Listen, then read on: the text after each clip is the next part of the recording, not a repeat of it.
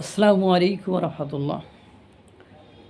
আমরা বাংলাদেশের স্বাধীনতা ও সার্বভৌমত্বের প্রতীক সেনাবাহিনীকে খুব সম্মান করি, মান্য করি, কিন্তু ইদানিং দেখছি সেনাবাহিনীকে পুলিশের মতো অপমান অপদস্থ করার একটা পায়তারা চলছে এবং সেনাবাহিনীও তাদের কথা দিয়ে সেই কথা রাখতে পারছে না। তাদের ভূমিকাগুলো কেমনে যেন বিতর্কিত হয়ে যাচ্ছে। যদি বলেন কেন, তাহলে ওনারা কিছুদিন আগে ওয়াকারুজ্জামান সাহেব, সেনাপ্রধান ওয়াকারুজ্জামান সাহেব, উনি বললেন যে নো মব ভায়োলেন্স, আর কোনো মব করতে দেওয়া যাবে না বা দেওয়া হবে না, সুযোগ দেওয়া হবে না। এরপরে আপনারা জানেন যে রংপুরে একটা ঘটনা জাতীয় পার্টিকে কেন্দ্র করে ঘটেছিল, সেটার সামান্য হলেও সেনাবাহিনী ঘটনা ঘটার পরে হলো সেটার সামাল দিয়েছিল বা তাদের ক্ষমা চাইয়েছিল। কিন্তু এরপরে আবার সেদিন যে সেনাবাহিনী বিবৃতি দিল, সেখানেও বলল আর কোনো মব ভায়োলেন্স করার সুযোগ দেওয়া হবে না, মব ভায়োলেন্সের বিষয়ে জিরো টলারেন্স। কিন্তু দুর্ভাগ্য হলো সত্য যে গতকালকে নেত্রকোনায় আওয়ামী লীগের একটা ঝটিকা মিছিল বাইর হয়েছিল। এই ঝটিকা মিছিল বাইর হওয়ার পরে বিএনপি জামাত তারা আবার বিক্ষোভ মিছিল করেছে বা প্রতিবাদ মিছিল করেছিল। করার পরে সন্ধ্যার পরে 7:30টার দিকে এই এরা যে সেখানে স্থানীয় যে আওয়ামী লীগ নেতা, তার মধ্যে একজন হিন্দুর বাড়িতে দেখলাম আক্রমণ করে সেখানে সব ভাঙচুর করে টাকা পয়সা স্বর্ণালঙ্কার যা ছিল সব লুটপাট করে নিয়ে আসে।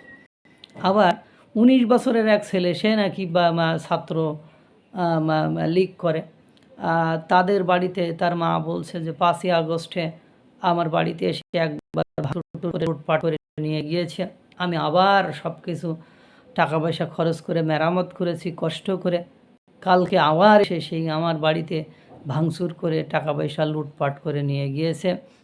এই হলো অবস্থা। তো বলছে নো মব ভায়োলেন্স। মানে এখন কথা হলো, যদি এইগুলো প্রশাসন তদন্ত করে, অর্থাৎ সেনাবাহিনী এগুলো যদি তদন্ত করতো সঠিকভাবে বা কয়েকজনকে শাস্তি দিত, তাহলে কিন্তু তারা এই সাহস আর পেত না। শাস্তি আর কি দিবে? থানা পর্যন্ত ইসলামী আন্দোলন বাংলাদেশ কিভাবে থানা ঘেরাও করে তাদের নেতাকে ছাড়িয়ে নিয়ে আসলো। এর আগে আমরাও দেখেছি যে চট্টগ্রামে এটিএম আজহারুলের জামিনের প্রতিবাদ স্বরূপ বামপন্থীরা যে মিছিল মিটিং করেছিল, সেখানে যে কিভাবে জামাতের নেতারা, শিবিরের নেতারা আক্রমণ করে কিভাবে দিনের আলোতে প্রকাশ্যে লাথি মেরে নারী নির্যাতন করেছিল, তাকে গ্রেপ্তার করে 3 দিনের মাথায় সরকার জামিন দিয়ে দিল এবং তাকে কিভাবে শিবিররা ফুলের মালা বরণ দিয়ে বা ফুলের মালা মাল্য দিয়ে বরণ করে বের করে নিয়ে আসলো। সব কিছু তো আমরা দেখছি। তাই এখন সেনাবাহিনী তার জায়গাটা দিন দিন করে এভাবে হারিয়ে ফেলবে। কে একজন বলেছিল সেনাবাহিনীর অবস্থা হবে দেখবেন যত দিন যাবে পুলিশের মতো।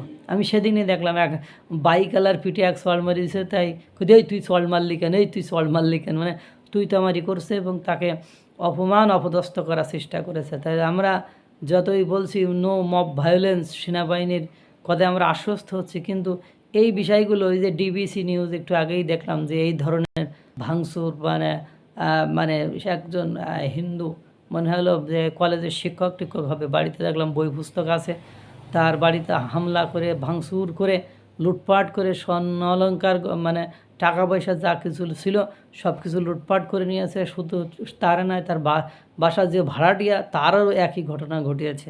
তো এইগুলো সেনাবাহিনীর নজরে আনা উচিত। আল্লাহ তাআলা সকলকে ভালো রাখুক, সুস্থ রাখুক। আসসালামু আলাইকুম ওয়া রাহমাতুল্লাহ।